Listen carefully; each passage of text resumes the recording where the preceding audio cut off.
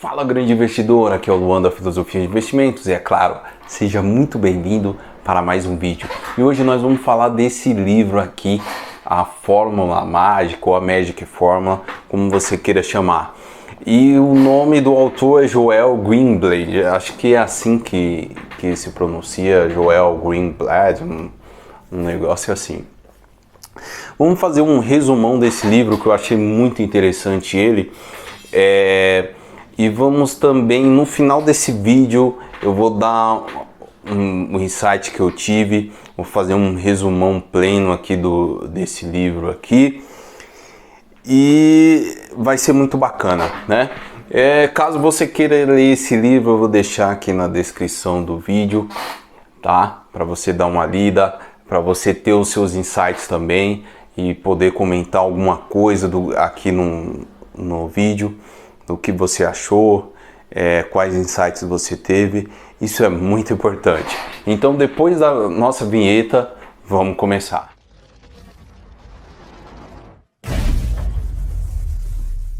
Show de bola! Muito bom, galera. Vamos lá. Uma coisa muito importante, né? Que até o Warren Buffett ele deixa claro isso, que nem sempre as empresas com os valores mais baixos são os melhores. Isso também, esse Joel Greenblatt, eu acho que é esse o nome, mas se não for, eu vou pronunciar desse jeito. Desculpa se eu estiver pronunciando errado, tá bom? Mas assim, esse Joel Greenblatt, ele é um assim, adepto do Valor Invest. Ele é um seguidor do Warren Buffett, digamos assim. Ele é um pupilo do Warren Buffett, podemos dizer, né? Então, ele também tem algumas ideias que casam com as ideias do Warren Buffett, tá bom? Uma coisa que o Warren Buffett ele deixa claro pra gente, que até tem uma frase dele que fala assim: é muito melhor comprar uma empresa maravilhosa por um preço justo do que comprar uma empresa justa a um preço maravilhoso, tá? Então, nem sempre o preço mais baixo vai ser o melhor para a gente adquirir. Esse é um ponto importante, galera. Esse é um ponto crucial, tá? Às vezes tem empresa que às vezes uma ação dela é 30, 100 reais ou que, sei lá quanto. E essa empresa é muito boa. E às vezes nesse preço ela tá até barata, né? O preço em si da ação não quer dizer muita coisa, tá certo? Uma outra coisa que esse Joel Greenblatt ele deixa claro, né? Um resumo que a gente possa entender. É uma coisa que ele tá num carro, né, com o filho dele. Ele começa a falar sobre um amiguinho de escola que tem um negócio, né, lá na escola. E esse negócio é basicamente vender chiclete, um ponto-chave, tá? Basicamente isso. Aí ele vende chiclete, ganha um dinheiro ali, ele começa a explicar para o filho dele como que é o trabalho dele, como que funciona tudo isso, tá? Esse é um ponto importante, tá bom? E ele começa a falar algumas coisas. Ele começa: quanto você compraria esse negócio do seu amigo, né? Aí começa a fazer um cálculo: se ele vender, sei lá, 20 chicletes a 10 centavos, dá tanto, a 20 centavos dá tanto. E aí ele começa a falar algumas coisas, né, no livro, tá? Que é o preço do ativo, o preço que você vai pagar por aquilo e aquele lucro que você vai receber depois, tá bom? Até que ele fala no livro que tem duas coisas que ele vê para fazer a Magic Fórmula. Uma coisa é o retorno sobre o capital. Esse é o primeiro, retorno sobre o capital. A segunda coisa que ele fala é o rendimento de resultado, tá? Essa é a segunda coisa que ele fala aí. Essa é basicamente essas duas coisas que ele usa, né? O Joel Greenblatt, ele usa para calcular, né? Fazer os cálculos da empresa, para fazer o cálculo também da fórmula mágica, tá bom? São esses dois índices, esses dois indicadores, podemos dizer assim. É o retorno sobre o capital e o rendimento de resultado, perfeito? Se a gente for traduzir aqui para o Brasil, né, o que chega mais próximo de retorno sobre o capital, né, que ele quer dizer, o que chega mais próximo disso é o EV sobre o EBITDA, tá bom? Luan, o que é o EV sobre o EBITDA? Vamos falar disso, vamos lá. Galera, o EV basicamente é o valor da empresa, tá certo? O EBITDA, provavelmente você já deve ter escutado por aí, né, alguma coisa sobre isso, mas o EBITDA é basicamente o lucro antes de juros, impostos e depreciação e amortização, né? Provavelmente você já deve ter visto, né, essa sigla em inglês, EBITDA, tá bom? Mas basicamente é isso. O lucro antes de você pagar imposto, antes de juros e tudo mais, né? E dívida de amortização e depreciação e enfim, tá certo? São esses dois indicadores, o EV, o valor da empresa, e o EBITDA, né? O lucro antes de juros, impostos, depreciação e amortização, perfeito? Esse é o EBITDA, tá? Se a gente for perceber, tá? O EV sobre o EBITDA é basicamente um preço sobre lucro, não é verdade? Porque se a gente for tentar entender, o preço da empresa, preço de mercado, né, das ações da empresa é X, né? Sei lá, vamos colocar um valor, sei lá, 10 milhões, uma empresa vale 10 milhões no mercado, um exemplo, e o lucro, né? Mas só que o problema é que ele não quer o lucro puro. Esse é o ponto. O EBITDA, ele é um índice, um indicador, desculpa, mais apurado, tá certo? Por isso que aqui no Brasil se usa esse indicador para fazer aí essa fórmula, perfeito? Vamos lá, vamos falar um pouco mais, galerinha, vamos falar um pouco mais sobre isso. Eu gostaria de falar um ponto-chave, como calcular, né? Como calcular isso, para deixar bem claro, tá? No final aqui a gente vai entender o porquê que a gente está fazendo essa coisa maçante de tentar entender esses indicadores e tudo mais, tá? Porque eu acho bem importante mesmo, que é uma sacada do livro. Esse é o ponto. Se é uma sacada para ler e ficar para sempre, e se você não quiser ler, para falar a verdade, é uma sacada que você precisa levar, e é basicamente o que o autor quer falar pra gente, tá? Como que a gente faz para calcular o EV? Esse é um ponto importante também. A gente precisa entender o que é o EV. Então, novamente, esse EV é o valor da empresa. Então, vou pegar o valor de mercado dessa empresa e eu vou fazer um cálculo, tá certo? Vamos chegar lá, tá? E eu vou somar o preço dessa empresa com o valor das dívidas. E depois eu vou subtrair esse total do valor disponível em caixa. Esse vai ser um ponto. A gente vai chegar lá, vamos calcular certinho, vamos entrar nesses detalhes aí, tá bom, galera? Então vamos lá. Como a gente faz para calcular esse EV? Então vamos imaginar uma certa empresa com 1 milhão de ações de mercado. Essa empresa tem 1 milhão. Cada ação vale R$10. Vamos imaginar isso.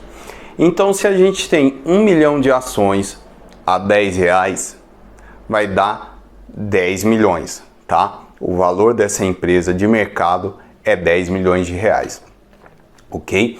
Vamos imaginar também que essa empresa tem 5 milhões em dívida, tudo bem? 5 milhões em dívida. Se a gente pegar esses 10 milhões, como falamos, somar um valor de mercado com as dívidas. Então, se a gente pegar os 10 milhões que ela tem em valor de mercado e nós somarmos 5 milhões, isso vai dar 15 milhões, ok? Valor de mercado mais as dívidas, 15 milhões. Se a gente imaginar também que essa empresa ela tem 3 milhões em caixa, 3 milhões, tá? Então, qual que é o próximo cálculo?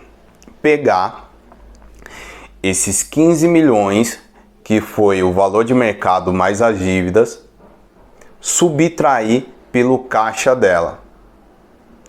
Vamos imaginar que ela tem um caixa de 3 milhões. Então, se a gente subtrair, vai dar o valor de 12 milhões, ok? Esses 12 milhões, ele é o EV. Esses 12 milhões, ele é o EV. A gente vai calcular o EV sobre o EBITDA, tá certo? O EV dividido pelo EBITDA, basicamente isso, tá bom? O que é o EBITDA? Como a gente falou, é basicamente o lucro da empresa. Esse é o EBITDA. Vamos falar basicamente isso, o lucro da empresa, tá? Se a gente pegar esse lucro, e a gente, vamos imaginar aqui na cabeça, vamos colocar um lucro de 1 milhão, tá? Vamos colocar basicamente isso. Essa empresa tem um lucro, um EBITDA de 1 milhão, ok? O que a gente quer descobrir? É a quantidade de anos que demoraria para essa empresa gerar o caixa dela, do EV, tá bom? Então a gente precisa somar os 12 milhões, desculpa, a gente precisa dividir os 12 milhões, que é o EV, dividido pelo EBITDA. 1 milhão, tá? EV dividido pelo EBITDA. Isso vai dar 12. Então, basicamente, demoraria 12 anos para essa empresa gerar o caixa de 12 milhões. Basicamente isso, certo? Outra coisa que o autor ele fala muito é do ROIC, tá? Eu queria que esse vídeo não ficasse muito extenso, mas tá um pouco complicado mesmo, né? São indicadores financeiros que basicamente fica muito difícil para falar em poucas palavras o que é. Vamos falar sobre o ROIC, que é outro indicador que o autor fala pra gente no livro, que é o rendimento de resultado. Esse rendimento de resultado, tornando para o Brasil, o que mais chega próximo é o ROIC, tá? É o que mais chega próximo aqui no Brasil, tá certo? E o ROIC, basicamente essa sigla em inglês, ela significa Return on Invested Capital. Basicamente é isso, né? Retorno sobre o capital investido. Por que o ROIC, Luan, e não o ROI, ou, né? O retorno sobre o investimento? Porque o ROIC é um indicador que chega mais próximo do que a gente quer, tá certo? Para deixar a fórmula ainda mais afiada, tudo bem? Eu não vou falar como calcular o ROIC, eu não vou calcular também porque demora muito tempo. Eu vou fazer um vídeo falando mais sobre como a gente pode fazer isso, como calcular, aonde que a gente tem que ir, e basicamente a gente vai conseguir destrinchar mais tudo isso, tá certo? Mas é basicamente esses dois indicadores, tá certo? E por que, Luan? Porque você, sinceramente, tá falando disso, tá? Porque tem um ponto-chave importante no livro, que ele fala assim, ó, ele quer saber o quanto a empresa ela é rentável com o capital próprio e quanto a empresa ela é rentável para te retornar aquele dinheiro. Então, basicamente, quando você vai investir, você quer entender o quanto você vai ganhar em quanto tempo. Quanto tempo vai te retornar esse dinheiro, basicamente, também. São dois pontos que você precisa saber e você quer saber na hora que você vai investir. Essa é a jogada total do livro. É a jogada total. Imagina, vamos dar um exemplo categórico aqui para a gente entender. Imagina se eu vou montar um prédio. Esse prédio ele vai custar um investimento de, sei lá, 10 milhões, tá bom? Mas ele vai retornar 2 milhões para a gente, tá? Então eu vou pegar um capital de 10 milhões e colocar e retornar 2 milhões. Então eu tenho 20%, tá certo? Basicamente esse é o ROIC, né? Ou é o ROI, o retorno sobre o investimento. É basicamente isso, tá certo? São dois pontos chaves no livro que ele quer falar. A porcentagem do retorno e os anos que vão demorar para retornar. Então, no nosso exemplo, 12 anos, talvez de um dividendo, alguma coisa assim, ele vai retornar esse dinheiro, né? No exemplo que a gente deu dos 12 milhões para um EBITDA de 1 milhão, né? Um lucro de 1 milhão. Foram 2 pontos, tá? Luan, essa fórmula, ela funciona? Eu realmente não testei. Eu gostaria muito de testar essa fórmula, eu gostaria muito de entender essa fórmula também, tá? Mas o autor testou, ele fala que testou de 1988 até 2004. De 1988 para 2004, o autor ele fez um estudo, ele basicamente colocou 3 fatores. O quanto rendeu a fórmula mágica, quanto rendeu a média do mercado e quanto rendeu o SP500. O SP500 ele rendeu 12,4% ao ano. A média do mercado ela rendeu 11,7% ao ano. A fórmula mágica ela rendeu 22,9% ao ano.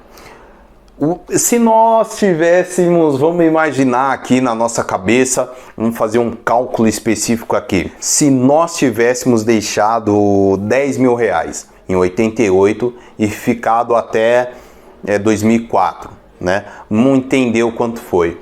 Se for no SP500, a gente tivesse investido 10 mil reais em 88, em 2004 nós teríamos em média 64 mil. Se nós tivéssemos investido na média do mercado, né, ficado na média do mercado ali, 10 mil reais em 88, em 2004 teria 58 mil. Outro ponto.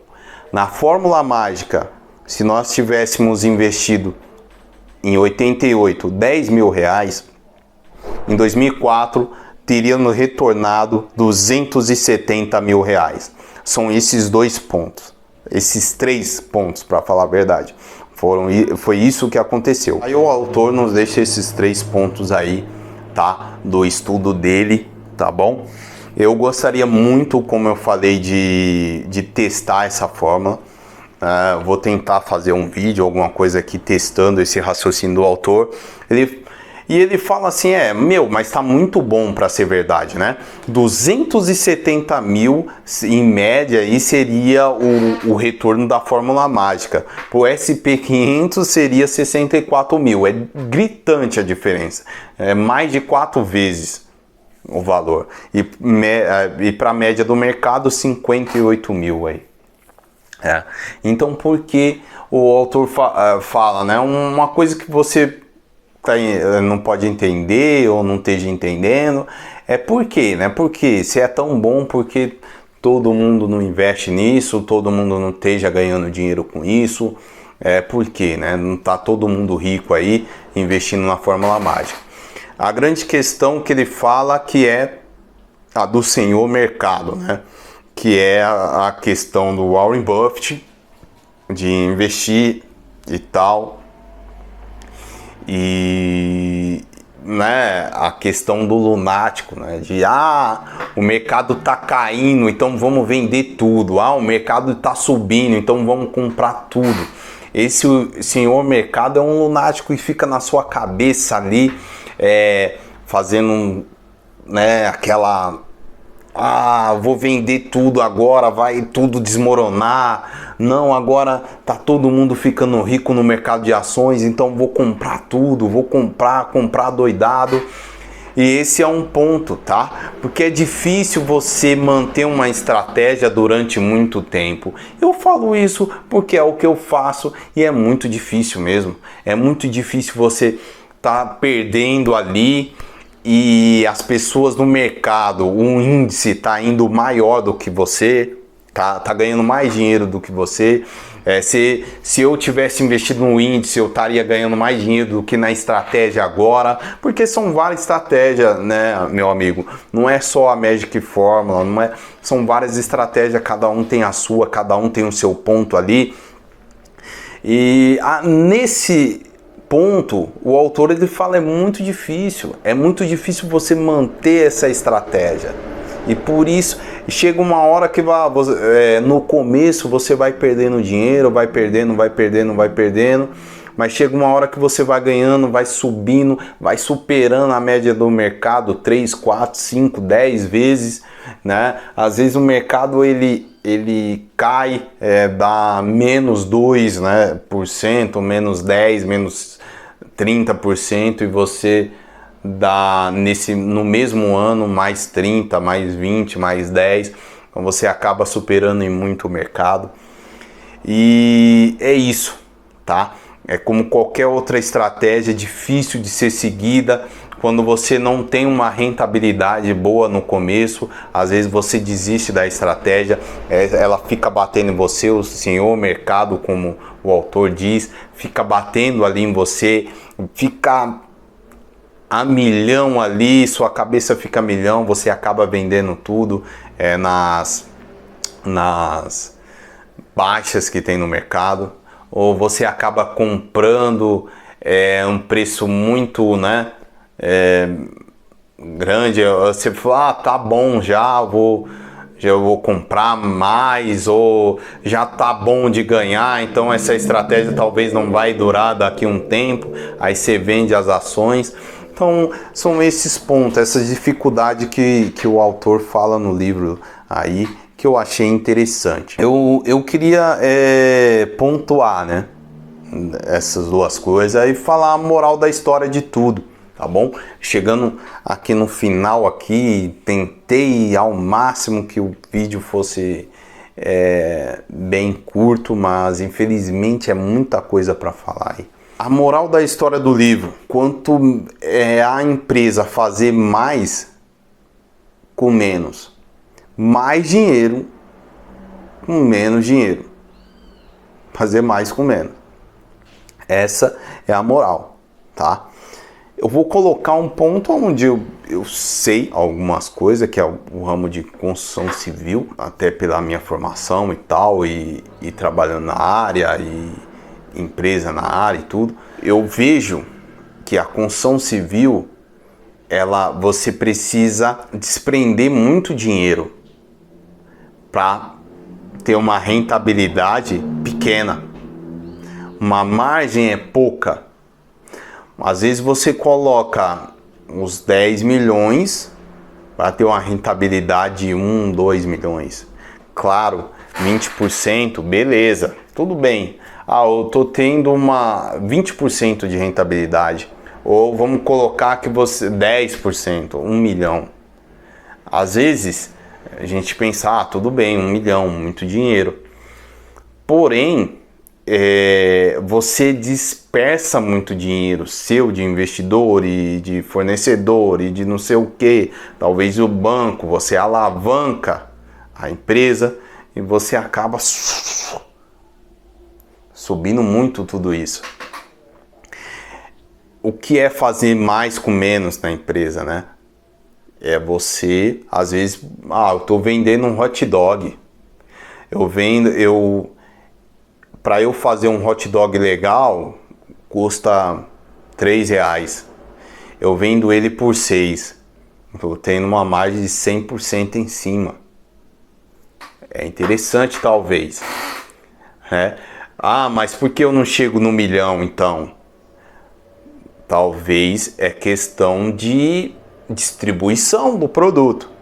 Beleza? Você só tem um food truck, alguma coisa assim, a distribuição ela acaba sendo menor.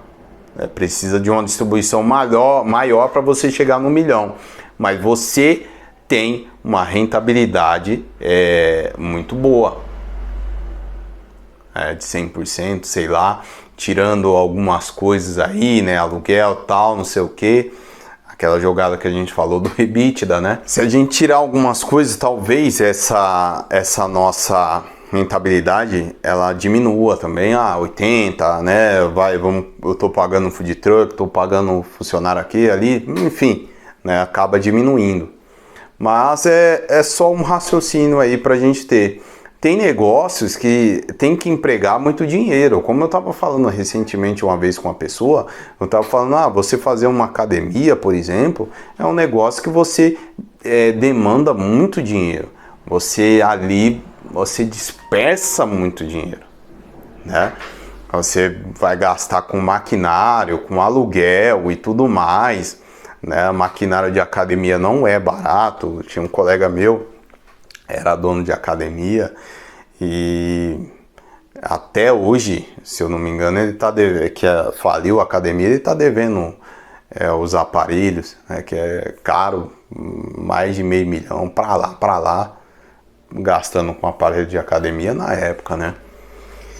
Enfim, são negócios que demandam muita grana para investir e talvez a rentabilidade, né, desse negócio sei lá, vamos imaginar, negócio de 100 mil, ter uma rentabilidade de R$1.000, 1%, tá entendendo? É um pouco complicado. Então, na hora que você for investir, você precisa entender isso. A rentabilidade que aquele negócio faz, o que ele precisa.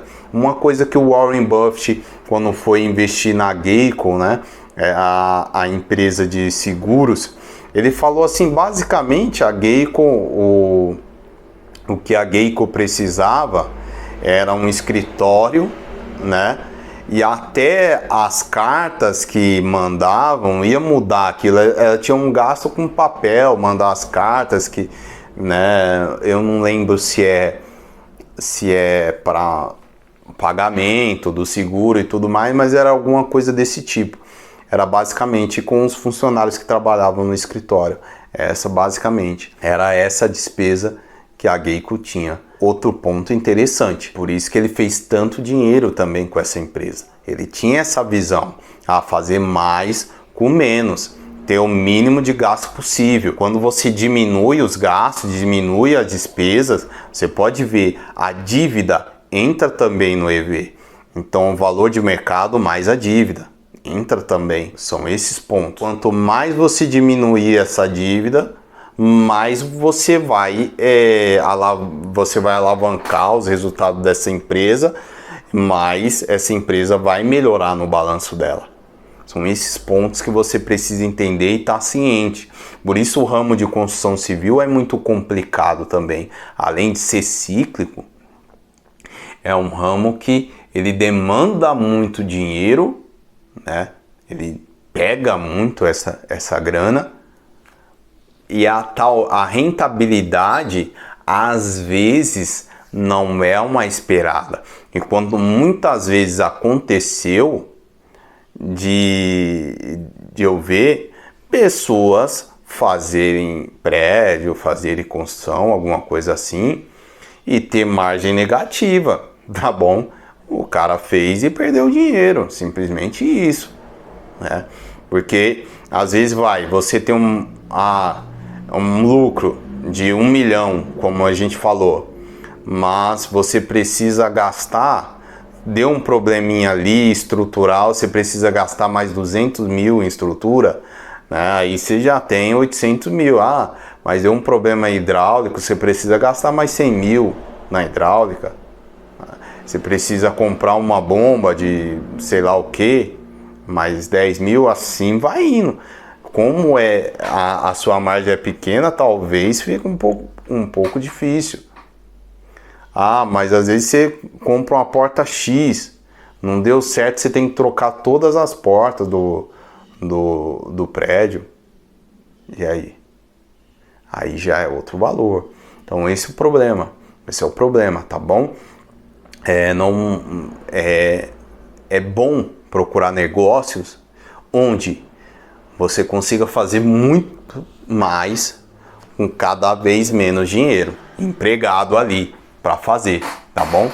O ramo de seguros não é nem recomendação nem nada. O ramo de seguros é um ramo também que você consegue fazer mais com menos ali. Coca-Cola, por exemplo, também, que basicamente você gasta para fazer uma Coca-Cola, você coloca um líquido lá, coloca uma garrafa PET, quanto custa isso?